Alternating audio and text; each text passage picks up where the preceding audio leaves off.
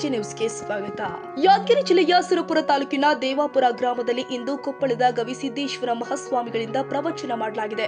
ಯಾದಗಿರಿ ಜಿಲ್ಲೆಯ ಸುರಪುರ ತಾಲೂಕಿನ ದೇವಾಪುರ ಗ್ರಾಮದಲ್ಲಿ ಇಂದು ದೇವಾಪುರ ಗ್ರಾಮದಲ್ಲಿ ಶ್ರೀ ಅಮರಣ್ಯ ಮುತ್ಯ ಹಾಗೂ ಶ್ರೀ ಮಲ್ಲಣ್ಣ ಮುತ್ಯ ಪುಣ್ಯಸ್ಮರಣೆಯ ಕಾರ್ಯಕ್ರಮದಲ್ಲಿ ಕೊಪ್ಪಳದ ಗವಿಸಿದ್ದೇಶ್ವರ ಸ್ವಾಮೀಜಿ ಅವರು ಬಂದು ಪ್ರವಚನವನ್ನು ಮಾಡಿದ್ದಾರೆ.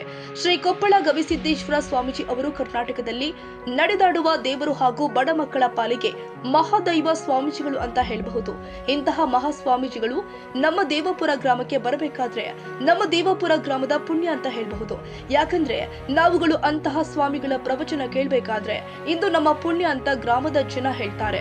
ಹಾಗೂ ಇಂತಹ ಮಹಾಸ್ವಾಮಿಗಳು ನಮ್ಮೂರಿಗೆ ಬರಬೇಕಾದ್ರೆ ಅದು ಒಂದು ದೈವದ ಹಿಂದಿನ ಪುಣ್ಯದ ನೆಲವು ಎಂದು ಗ್ರಾಮದ ಜನ ಹೇಳ್ತಿದ್ದಾರೆ.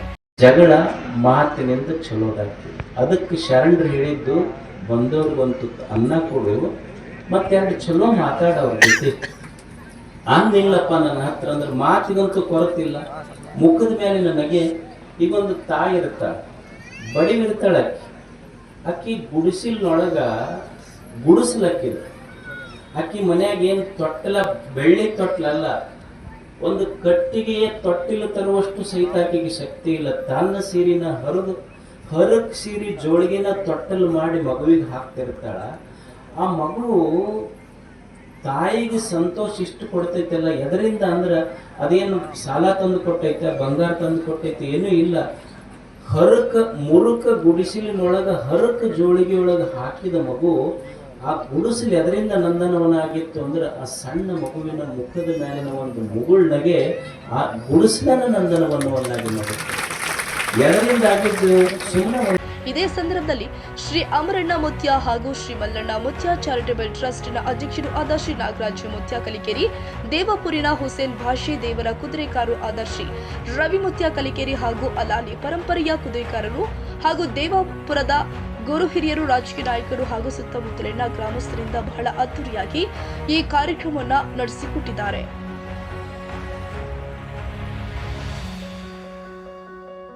ಕನ್ನಡಿಗರ ಮೆಚ್ಚಿನ ನಿಮ್ಮ ಎಜೆ 24/7 ನ್ಯೂಸ್ ಕನ್ನಡ ವಾಹಿನಿ ಇದೀಗ ಟಿವಿಯಲ್ಲಿ ಲಭ್ಯ. ವೇಳೆ ನೋಟಿಸ್ ಕೊಟ್ಟಿದ್ರೆ ವಾಪಸ್ ತಗೋತೀವಿ. ಇವತ್ತು ವಕ್ಫ್ ಪ್ರಾಪರ್ಟಿ ಅಂತೇಳಿ ಬರ್ತದೆ ಅಂತ ಹೇಳಿದ್ರೆ ರೈತರು ಬೀದಿಗೆ ಬಂದ್ರೆ ಏನ್ ಮಾಡ್ಬೇಕಾಗತ್ತೆ? ಯಾರು ವೋಟ್ ಹಾಕಿಲ್ಲ ಅಂದ್ರೆ ಗ್ಯಾರಂಟಿನೆಲ್ಲ ಸ್ಟಾಪ್ ಮಾಡ್ಬಿಡ್ತೀವಿ.